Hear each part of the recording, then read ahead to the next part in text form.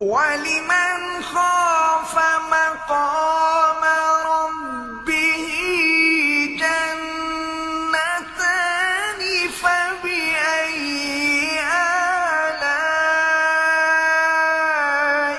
رَبِّكُمَا تُكَذِّبَانِ ذَوَاتَا أَفْنَانٍ فَبِأَيِّ آلاء ربكما تكذبان فيهما